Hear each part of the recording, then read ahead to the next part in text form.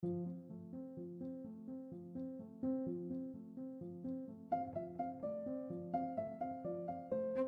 everyone, welcome to That's Peculiar. I'm Nathan. I'm Andra.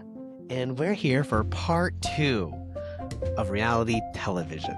My very first part 2 episode ever. I really dug it. Oh, I'm glad. I hope you dig the rest of it. Yeah. So I don't have a fun fact. So moving on. So if you were with us last time, we finished our last episode talking about the mental toll it takes on contestants or reality TV stars who do participate in reality shows, and how there are people they're starting to do therapy to help people come out of it, because it's a big toll on you're getting manipulated by producers, you're getting manipulated by contestants. Lots of alcohol, not much food, not much sleep, all that. So mayhem.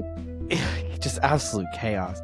So then you'd be like, well, why does anyone want to sign up for that, given all the risks? And of course, there's a range between like being famous to you don't really know what's going on behind the scenes, and sometimes you also don't realize the kind of legal stranglehold that these shows have on you once you actually sign up for them.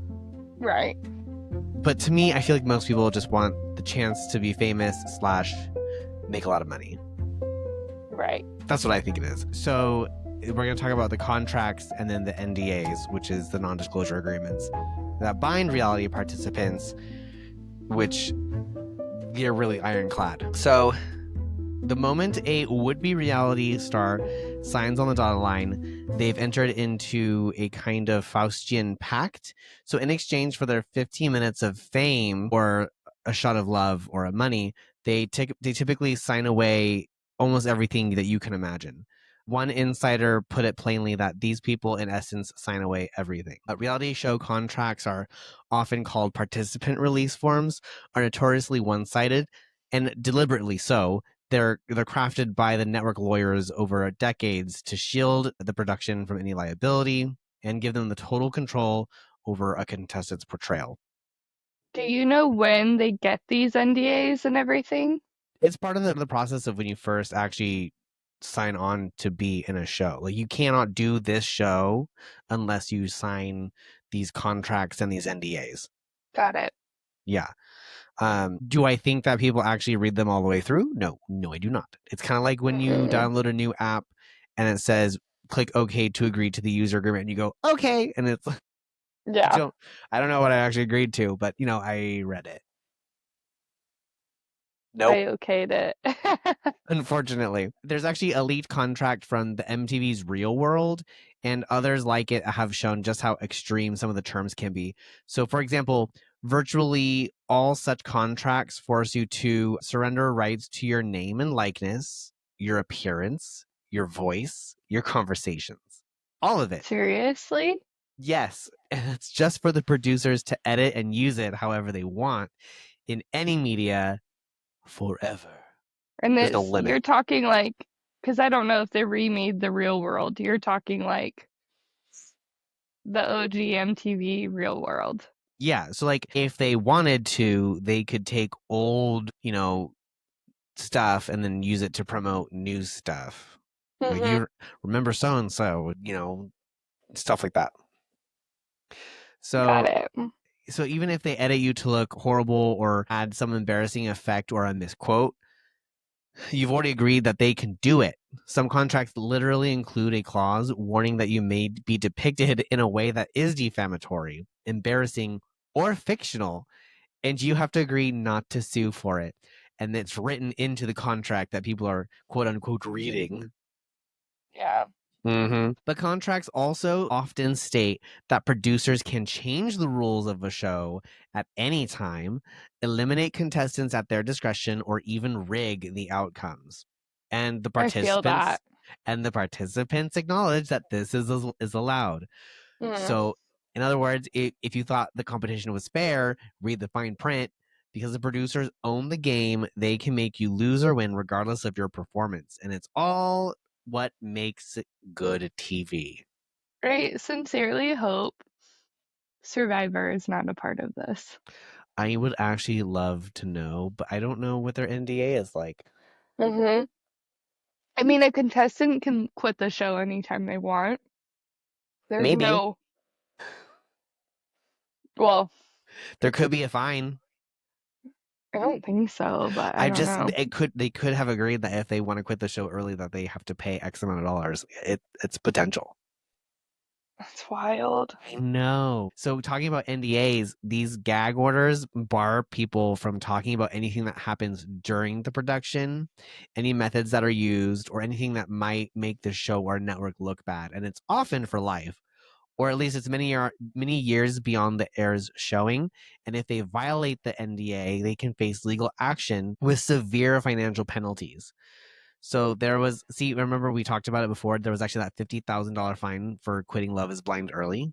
Yeah, Yeah, so they can do which that. is nuts. Could you imagine? Oh, I don't want to do this show anymore, and like we'll give us 50 grand, and they're like, never mind, I'll stay.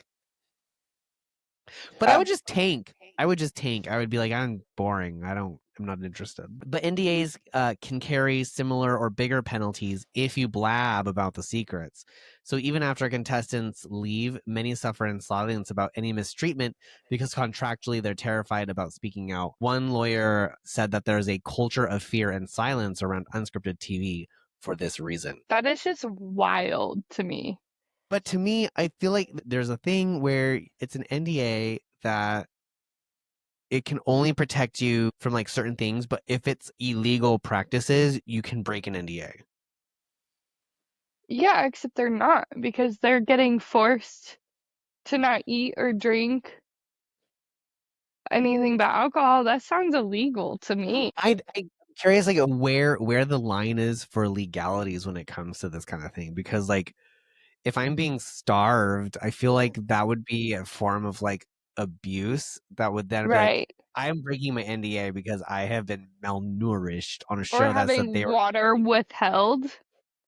That's yes, what you said in the last episode. I yes, we were talking definitely think they shouldn't be allowed to withhold withhold water. water. Minus shows like Survivor.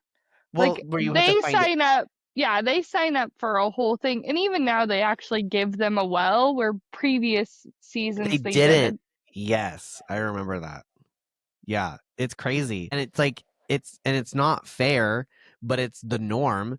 And even as an entertainment attorney, Rob Rader, he explained that these agreements often include far more than a producer would ever realistically enforce, but the contestants have next to no leverage to negotiate. And if you don't like a clause, they'll find someone else who will sign it. So with thousands of eager applicants, the power imbalance is huge. So people sign, sometimes not fully understanding the dense legalese and sometimes just crossing their fingers that it won't be as bad as it sounds. Right. But so this brings us back to like what we were talking about last week. And for anyone who doesn't know, we mentioned, you and I mentioned, but where, like, at some point you are signing up for a show that you kind of do know that you're getting yourself into some of this. What I don't agree with is that they can like tank you or like kick you off the show even if you're doing really well just for like viewers. I think that's where it gets really messy to me. But at another point, like if you're going on like I don't know, let's just say like the mole. Yeah. Let's say the mole. Like if you're doing a show like that, I mean, you have to understand like you have to at least at some point realize you're not going to be living like full luxury during that. Yeah, but I mean, the thing that people are they forget, like, yeah, you're signing up for this show, but also you're not really signing up for an actual you're signing up to make good television. So if you can't make good television, they'll just kick you out. Yeah, that's just wild. So I don't know if you've noticed, but I mean, their like original seasons of things, they were like more normal people. And now when you start to get to these new like TV shows or newer versions of shows, the people are lit. Like they are so excited. They're so high Yeah, I energy. know. It's almost over the top. but they It is want over the people, top. yeah, but they want people to be over the top and over energetic because they want people to have over emotions because that's what makes good, engaging television. I don't agree. Yeah, I can sit well, and watch the Great British Baking Show until I die. I love that show. I do too. And But there's none of that. Like their normal. some people aren't into that. Some people like that. Some people love drama, and it's people who just they're. I don't know. I'm not mad at a boring life, but I do like drama. I will not. I'm watching. We're watching Love After Lockup right now, where it's like people who were in prison and they're dating someone who's out of prison. No, so I mean, I love the Great British Baking Show, but some people can't handle no drama. I mean, I can handle no drama, but I also enjoy drama. I watch Love After Lockup. What the hell is that? So that is a show where people who are not incarcerated and in jail are talking to slash about to date someone about to come out of jail. What? It's crazy. I thought Vanderpump Rules was crazy. No, Love After Lockup. I mean, woo. That is some, and like those people aren't. Those people are just crazy by themselves, both sides. Some of it does seem a little staged. I will say, like certain conversations that they end up having seems like production was like, we need to have this conversation. You're gonna do this. Yeah. My So I mean, favorite some show is Summer House. And there's drama, but it's like, I don't know, I think overall it's a pretty fun show. okay. So going over these contracts, remember some of them are starting to finally come under scrutiny. Right. So there was the high-powered lawyer that sent a letter to NBC Universal, and part of the push was about the contracts. So attorneys Brian Friedman and Mark Garagos, on behalf of a group of reality cast members, accused networks of using onerous confidentiality provisions and NDAs to cover up wrongdoing to keep participants silent. Okay. They demanded that NBC Universal release people from NDAs that, quote, violate California law, which pointing to recent state laws that void NDAs if they hide illegal conduct like harassment or workplace abuse. We talked about this just recently. Yeah. So, in other words, if a contestant witnessed or experienced something truly unlawful, like sexual assault or dangerous working conditions, the NDA can't legally stop them from reporting it. But a lot of people don't know that an NDA Right. doesn't cover illegal activities. So they're just afraid. Yeah. So, I mean, when you're dealing with a multi-billion-dollar company, they can just, take you out. Then it's also like you said, where are the lines of like, What is actually illegal and what is, like, you say it's an unsafe working environment, but who decides that it's actually unsafe depending on what you're doing? Like not getting fed and watered appropriately, that I could see being as a unsafe working environment. yeah. But then I feel like the company could also come back and be like, well, they're not really working. They are on a game show, and that's Yeah, part of that's what the, we talked about last time. They're yeah. not like So it's just, working. yeah. So it's, anyway. So there's the growing talk of whether these contracts are unconscionable, so one-sided that they shouldn't be fully enforceable. For example, if a show grossly misrepresents someone and ruins their reputation, could that person challenge the contract's terms that said, we can represent you? A lot of legal people and scholars have debated it. So far, the networks have largely avoided court battles on this just by settling the disputes or leaning on the NDAs to prevent public lawsuits. But Right. that could change soon. So the idea of signing your life away for reality TV is not just hyperbole. Contestants sign away all kinds of privacies, like the camera following you around 24/7, and in some Right. cases even into the bathroom. Mm-hmm. They sign away creative control where editors can slice and dice the footage into whatever story they want, how you get your villain cut. And they often sign away the right to talk about it or complain. It's kind of like when volunteering to be a character in someone else's novel without any say in how they write you in. So for the Right. chance For the chance at love or fame or a cash prize, people agree to these terms, and they're just not realizing how binding that they are until they're living in the fallout of it all. Right. Given these conditions, there's the psychological manipulation, harsh environments, contractual muzzles. It's no wonder that many reality alumni do have horror stories. For a long time, these stories stayed whispers or anonymous Reddit posts because of the NDAs, and the public wasn't paying much attention. But that's changing, and lately there's been a cascade of relations and a collective of raising of voices by former reality participants calling out the industry's worst practices, and has led to what some are calling a reality TV reckoning, which is interesting because I feel like a lot of reality stars keep doing more reality TV shows. At least like within the Netflix series. Yeah, they're like, oh, I did this one, I won this one, I did this one, and I'm like, how many Yeah. reality shows are you gonna do? I do feel like at least then, but I'm thinking about like I don't know, what about The Voice? What about those shows? But that's more of a competition. Like that seems like a more cut and paste, like cut and dry competition versus, like Survivor. It's a competition, but there's more personalness to it as opposed to The Voice where you're going to sing and tell your Oh, I see. story. Yeah, I see what you're saying, but I've heard, I mean, I don't know, but I've read people stating like judges were super rude to them or like they had a bad experience on their team or whatever. Oh, I'm I sure don't that know if it's happens. true. It's just like I feel like if that's gonna come out, then that stuff will come out too. And I don't know, it sort of feels like, the Johnny Depp trial and now this like Blake Lively trial. Are they just trying to make more television? Maybe More it for could just people to be to watch? watch to keep us engaged. Mm. And so we're going to go, and now we're going to talk specifically about the villain edit. So, of course, the most fascinating and unsettling dynamics in reality TV is how real people can be cast as heroes or villains through the editing, Right. and how completely the audience often accepts those portrayals.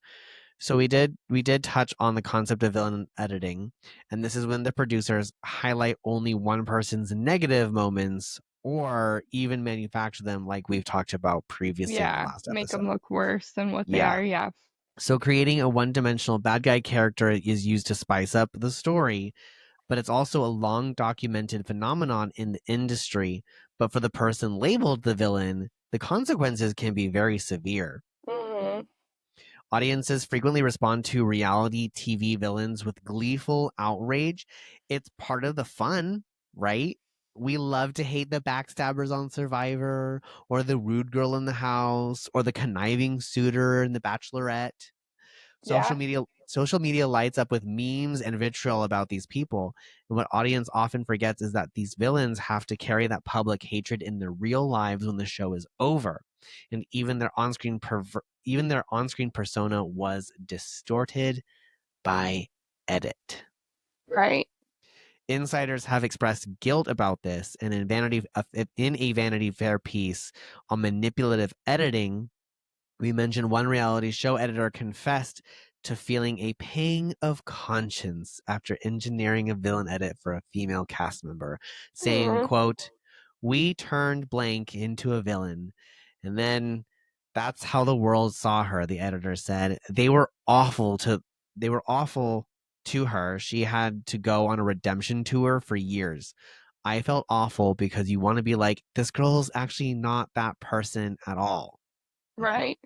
I wish I So knew who it was. to know that that person's actually a good person and you had to make a villain edit, like that's like imagine hearing the person who edited it apologizing years later and acknowledging the whole nasty images of you was really a selective, productive storytelling. And the editor's regret speaks volumes that they knew that they'd essentially destroyed someone's reputation for the sake of good TV. Or they edited it and then realized. So I don't want to put like that person in a villa. They may not have known how big the repercussions would be for that one person. I don't know. I mean, I feel like if you're in reality TV long enough, you kind of know the kind of like internet uproar it could potentially make. And that's what you want because the more uproar you get on the internet, the better your ratings will be because people are engaged with that TV show. No, I get what you're saying, but sometimes villains are also liked. Yeah, like So that's how they edited this though, they may have made her look like unlikable, and I think that's where sometimes they cross a line. So maybe she did a or he or she did a villain edit and then realized later that the audience didn't even find anything likable about her and just like ripped her apart. you are really giving this a lot of thought. Well, I'm just thinking like I bet there's a scenario because you never know how audiences are going to perceive something realistically until it's But seen. if you're good at your job, you can dictate narrative very well with the music that you're choosing, sound effects you're choosing, Yeah. the right. I don't think people realize how much control you really do have when it comes to editing content. So you can make they know how to take a villain and make the villain still a likable villain. Like they can make that happen and they know how to do it. They really have the ability to control the narrative very well All right. because it's teams of people like they know what they're Right. doing. Yeah. I'm i thinking of just like, I really wish it was simple, like we recorded for a whole week, these are the best parts of that whole week and this is it. And like I wish they would just do it that way instead of taking us for a whole like ride of, did they really say that? emotions. Yeah. I Yeah. like I think of Kristen Cavallari with this, and even I didn't like her for so long. And then I was like, one day, why? And then the Cavallari show came out, and I was like, I'll give this a shot. And I liked it, and it was actually cool. And she talks about that specifically in that show that she never knew she was going to be cast as the villain. Yeah, you have no idea going in, it's all about editing. Hmm. And I mean, there's been similar sentiments talking about, kind of the regrets from the Hills star Spencer Pratt. If you remember the Hills, Hmm. Spencer was the ultimate reality TV villain circa late 2000s. In public, he was mocked and reviled as a toxic boyfriend and a general jerk. And he later said that he's still haunted by a particular scene that got edited to make it look like he was about to hit his now wife, Heidi. a Right. a threatening moment that never actually happened, but which viewers certainly believed. That one fake moment cemented him as a certain kind of man in the public's eyes, and it has followed him ever since. Right. And I am guilty of being one of those audience members. I was like, Mhm. why the hell did she marry that guy? And then Yeah, like they want you to. Lauren, her friend Lauren would like say all this terrible stuff about him and just kind of like amp it up. And you're like, now in hindsight, you're like, okay, but who was actually kind of falling into it and who wasn't? Because Mhm. Spencer and Heidi are still married, Yeah. and Lauren and Heidi are, I think, not friends anymore. God. I don't know. But it's not just bad behavior that can be conjured. Any trait can be exaggerated. Like a shy contestant might be given a boring edit and they get trolled for being uninteresting. A Hmm. confident woman might be edited as the crazy bitch of the Yeah. house and then face a barrage of misogynistic hate online. Sometimes even family and employers of the cast can get harassed just by association, all because we, the audience, think we know that these people from a reality TV show. Yeah, that's just, I don't know. People should do better. But our role as the audience is to consume these narratives eagerly. And as viewers, many of us do intellectually, we know that reality TV is manipulated, and yet we often react emotionally as if it were all true. We do that. And we don't know why. And we know that isn't 100% real, but the editing, and you're just like, they're, but studies and polls are enjoyment of the show. So in other words, we often willfully participate in the collective suspension of disbelief, and we treat edited, producer crafted drama as real, and the real people on the receiving end of our scorn can suffer greatly for it. Yeah, I mean, I sort of get that. I don't know, though. I feel like I must fall into a different category because I don't feel like I hate people to the point of like harassing their families. No, I feel like there's a lot of people that don't. But I'm a person that I know, like, I am watching reality TV and I'm like, yes, I am enjoying this show. I know that it's manipulated, but that's why I watch it, as like, I watch it kind of like I'm watching Friends. Like, I'm just, it's things that are happening and it's like supposed to be real people, supposedly. Yeah, I know that they're probably not like that in real life. But in that moment, I'm gonna be like, oh, what a jerk. Why is he doing that to her? That's so rude. He obviously should care for her because of X, Y, and Z, you know? that is just so funny. It's I like don't high know. school. It's like high school drama. Like, we know, like, it's at the end of the day, it really doesn't matter, and yet we live for it. I do, yeah. I love reality TV. Sorry for the yawn.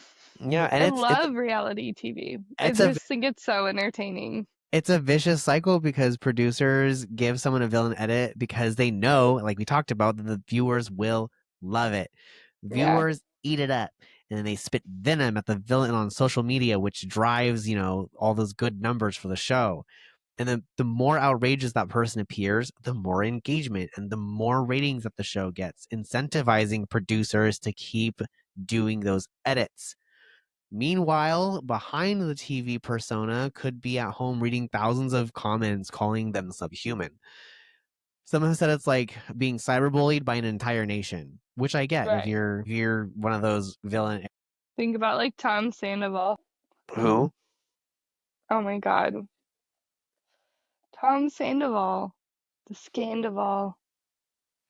Anyway, Well, he was really bullied a lot last year, and like I'm not condoning what he did. He did do a terrible thing, but he was like ripped and I think he still is being ripped apart now. I'll have to look it up. Yeah. But we are also going to talk about Ashley Jacobs from Bravo's Southern Charm. We talked about her last episode Mhm. on the show, that she was argumentative girlfriend of one cast member, often clashing with others. And she Mhm. claims that she was unfairly edited, painted as a crazy person, while her rival was made to look saintly. And the Mhm. audience fervently took sides. And Ashley got the short end of the stick. She received death threats, one article put bluntly. Strangers bombarded her online with such vile messages that she feared for her safety. And this is the real harassment that can come from manufactured reality TV drama. Right. And it's not just the women or unknowns. It's even some of the like, even someone as famous as Teresa. I don't know how to say her last name. Giddis. Uh, She's yeah, Real Real Housewives Housewives. of New York or New Yeah, Jersey.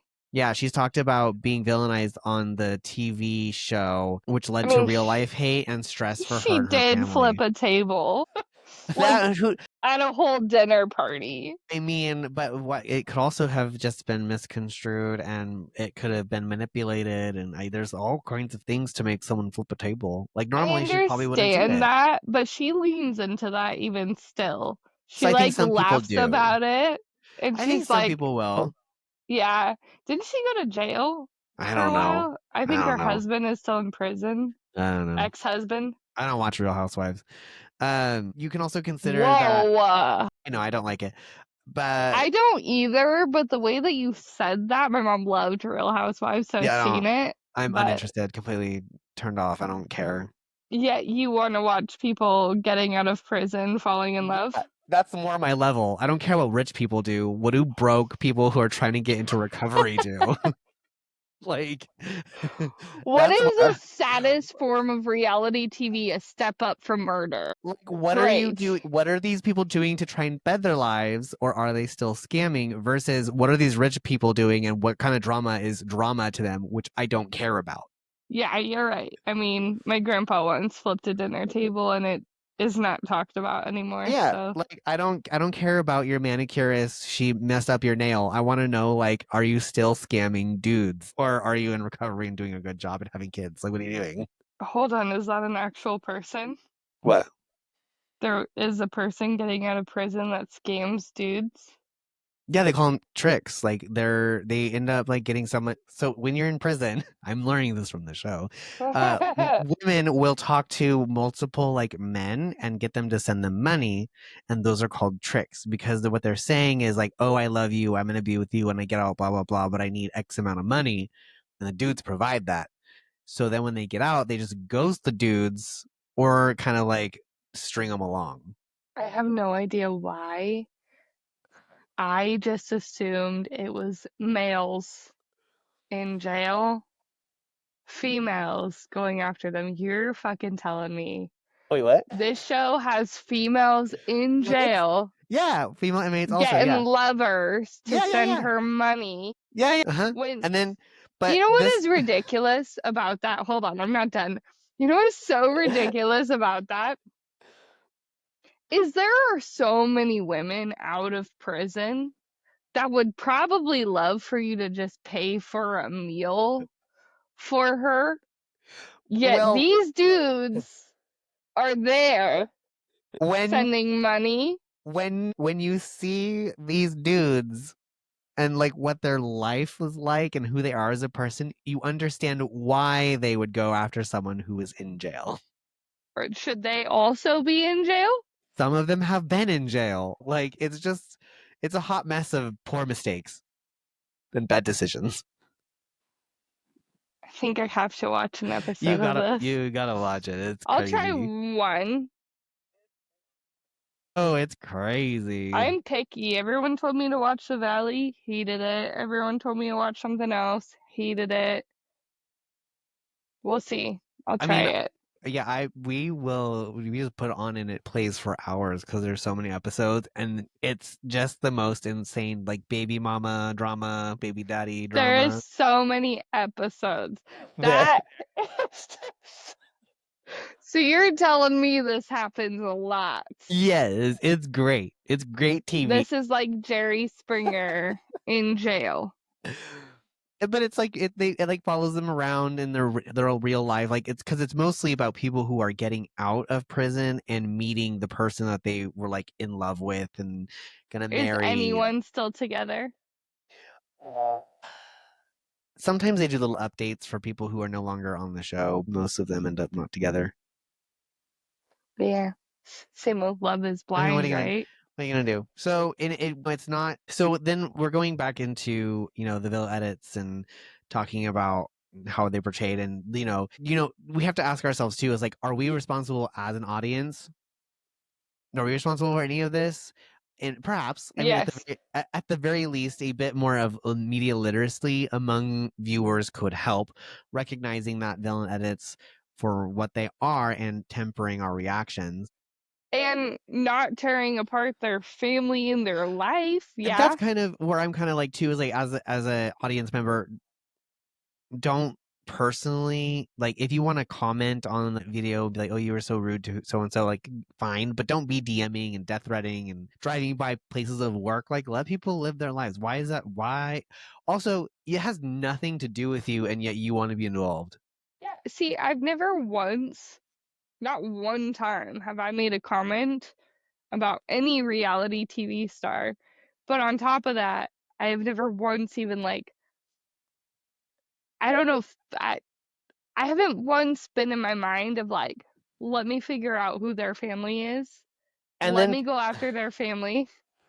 Let me send them death threats. Like, who has time for that? Who I spends that much time online?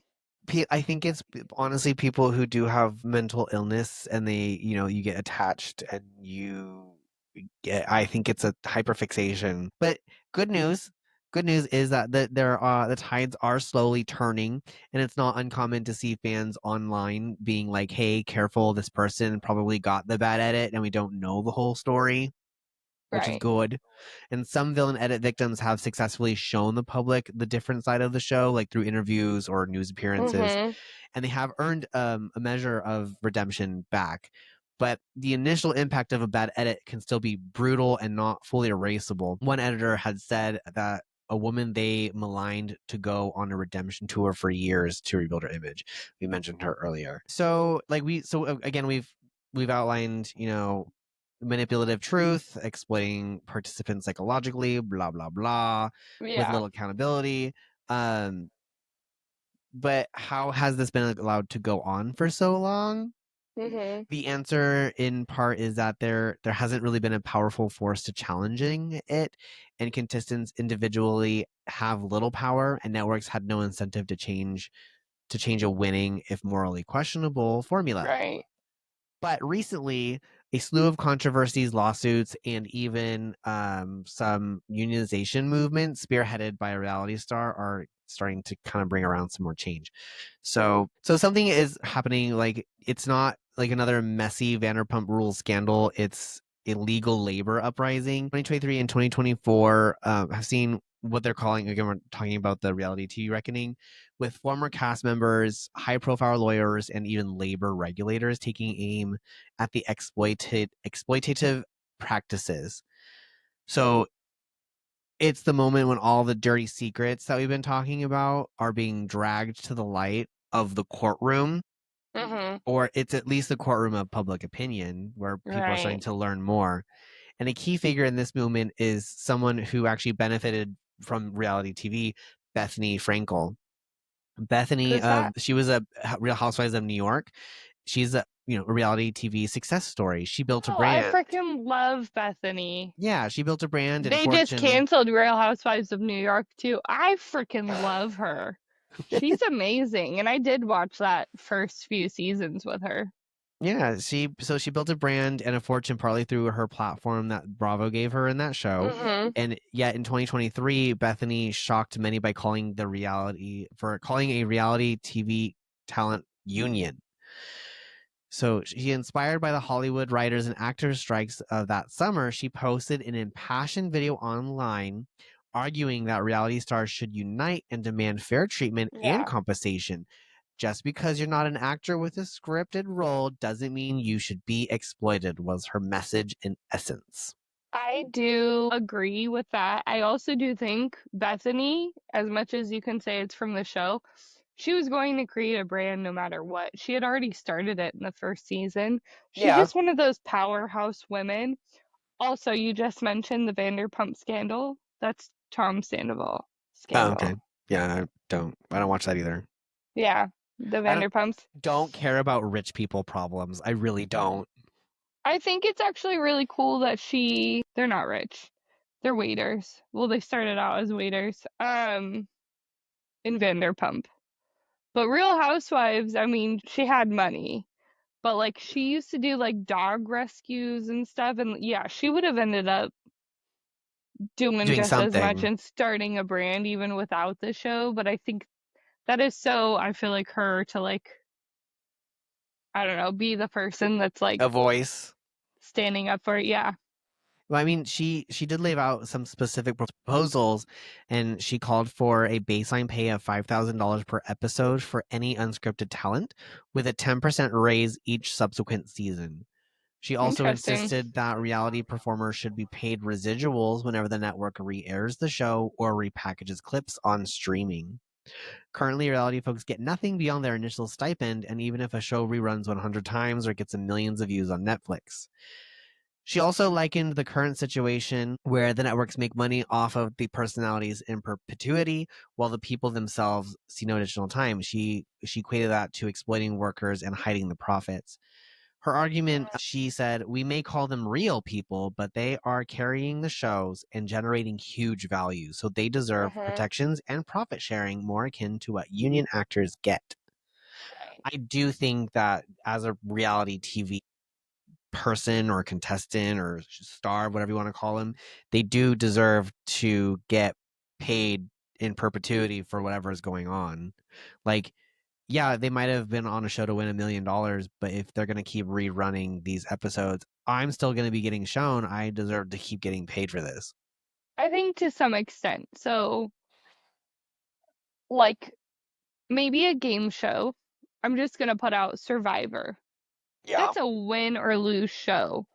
I could understand maybe some of the final contestants, but I don't think those people should be paid for, like, they chose to quit their job and go on the show.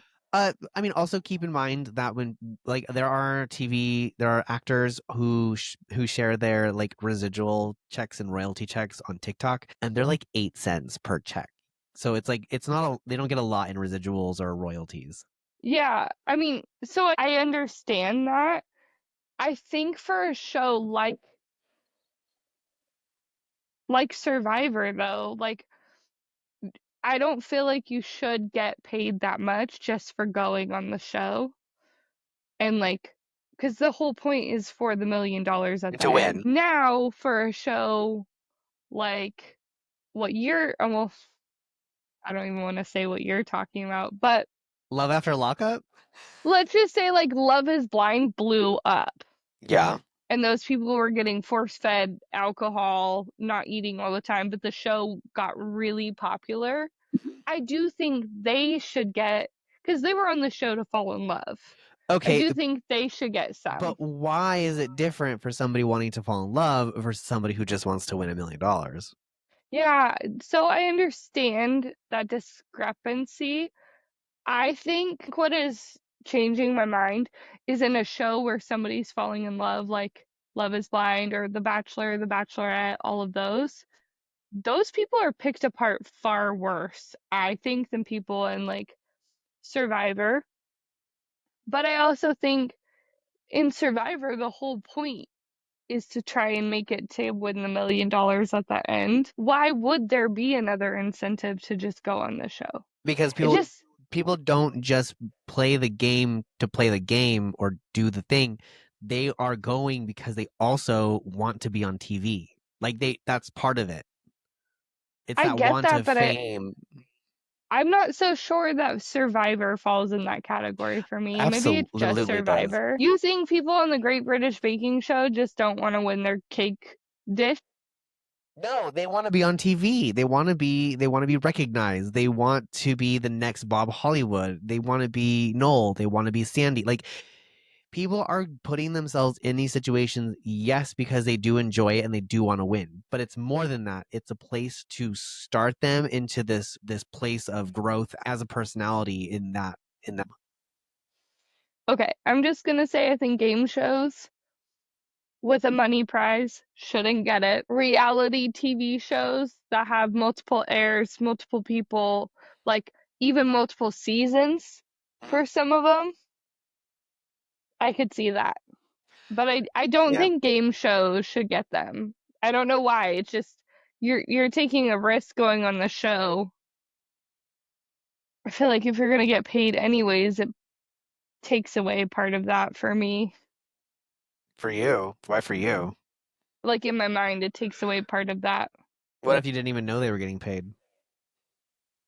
Chances are I don't, but like even think about like Jeopardy. Yeah.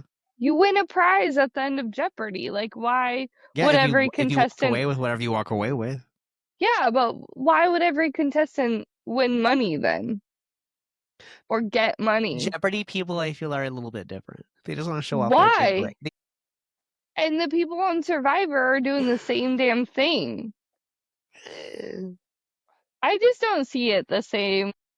That's fine. I get where she's coming, like Bethany is coming from, and I understand there are some shows, yes, I totally agree with.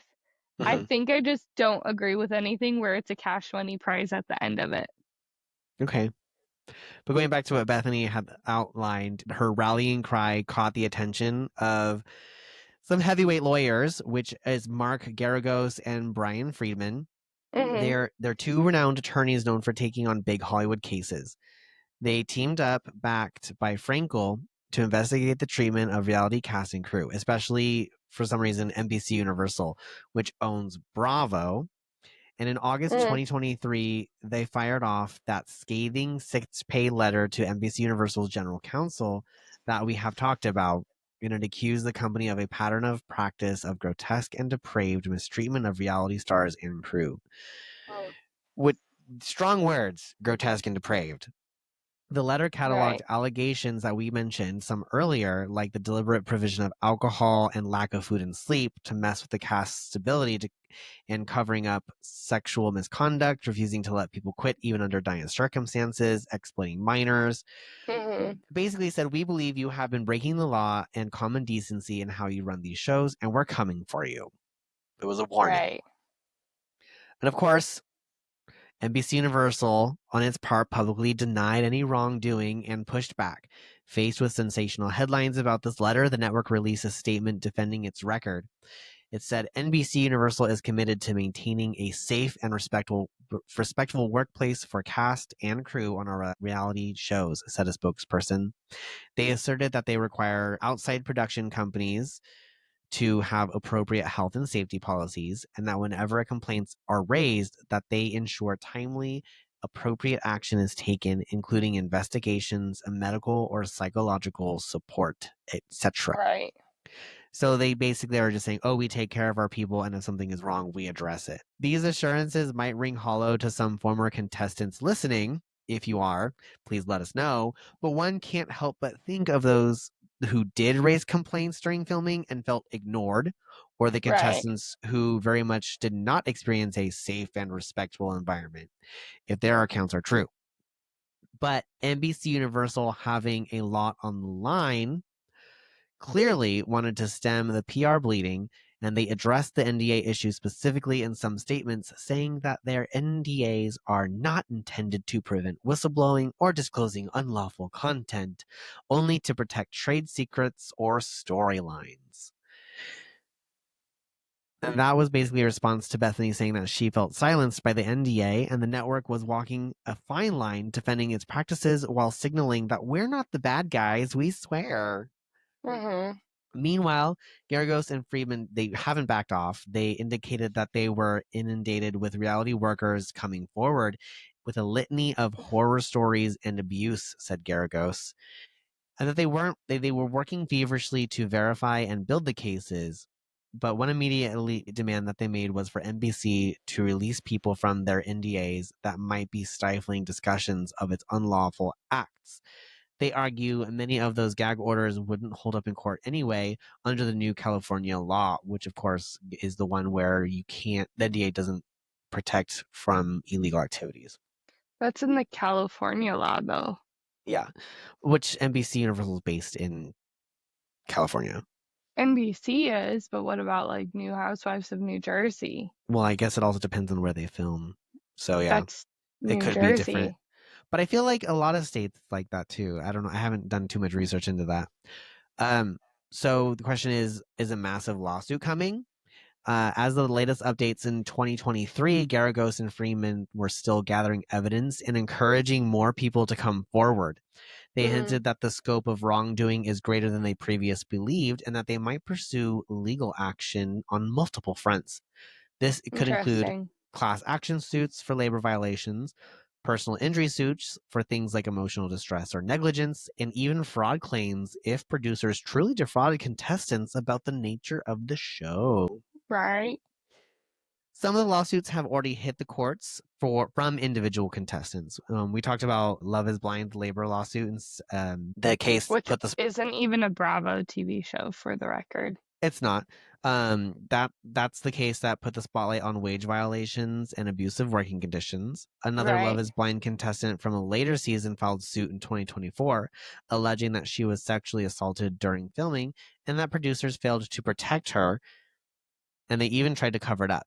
And in a groundbreaking move, the National Labor Board, a U.S. government agency, stepped in late 2024, the National Labor Relations Board issued a federal complaint arguing that Love is Blind contestants, and by extension, reality contestants in similar situations, are actually employees of the show and not independent gig workers.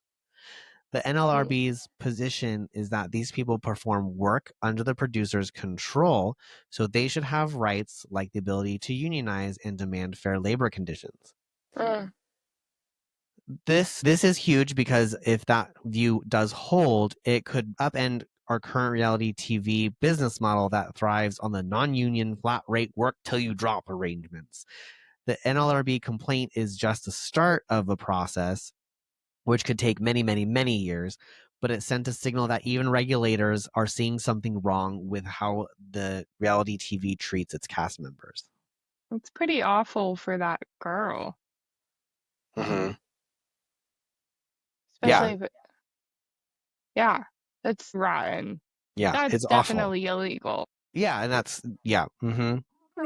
So now the question is, can we see change? Can we see unionizing guild representations for reality performers? Already the union SAG-AFTRA, which is for actors and media performers, is reportedly looking how to include or support reality talent. Right. Though they historically haven't, since reality folks were seen as participants and not actors.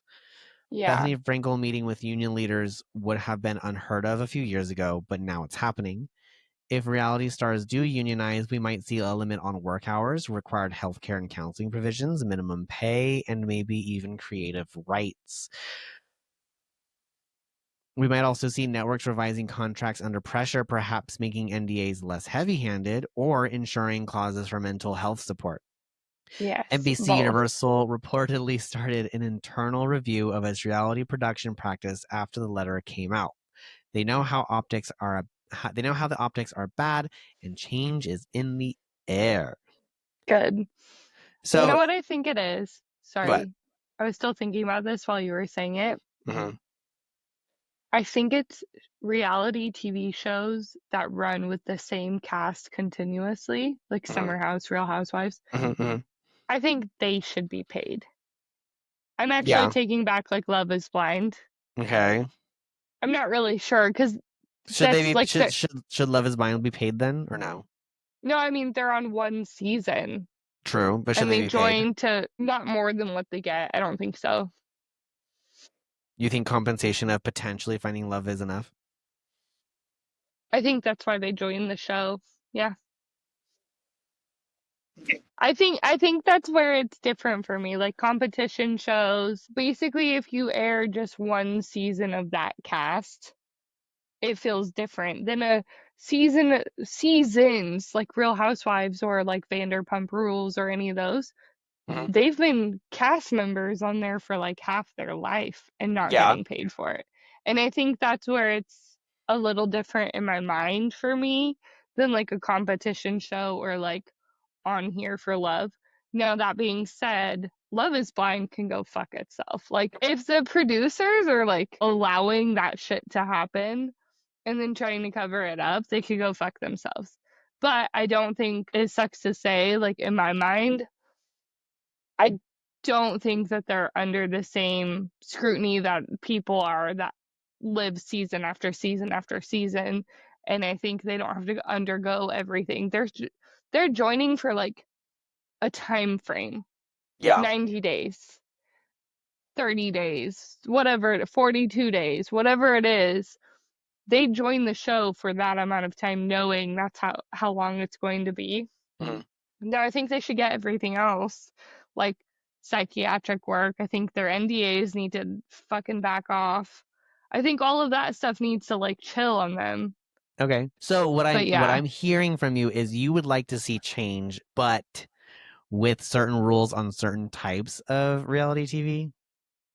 Sort of. Well, it's just specifically getting paid like actors. I think at some point I understand a line being crossed. They are entertainers. They're entertaining the masses. Regardless of what they chose to do this show for, they are being put in front of people that a company is making millions and millions of dollars on. I get that, but like I'm just thinking like you join a show for 30 days is a lot different than you join a show for 7 years. Yeah, but I still feel like if I'm putting myself into that, if I'm putting myself into this situation as potential entertainment for people to be watching, regardless of why I'm on that TV show, I should still get paid because I am being used to make money. I should get to make some of that money. Regardless. Yeah.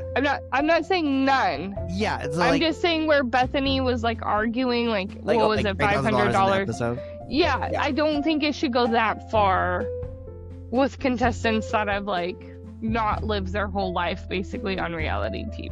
I think it needs to be based off of how, like, their projections on how much they project on making on this show, or like Right. on history of other seasons, and then make an average based on that. Because if you're consistently making the same amount of money, or if not more, I should, as a contestant or participant, still be compensated for being entertainment. That's where I am. And then actually we're at the end of the episode, so you're kind of giving your final commentary. Yeah, so I definitely think there needs to be change. Yeah. I definitely agree with everything that's being moved, except for, and I've already stated, it just feels different. But I'm not saying that contestants on a game show or a love show shouldn't be paid. I just don't think they should be paid as much as a person who has lived their last 7 years on the same TV show. Okay, fair enough. I guess we'll just have to see how it all turns out over the next few years. Yeah, maybe we'll do a recap episode if anything happens. So if you're listening, and what are your opinions on this kind of situation? Like, should everybody get paid the same? Should it be based off the kind of TV show it is? Let us know your thoughts. But thanks for joining us on our second part 2 of reality TV on That's Peculiar. And we will talk to you next week. Bye. Bye.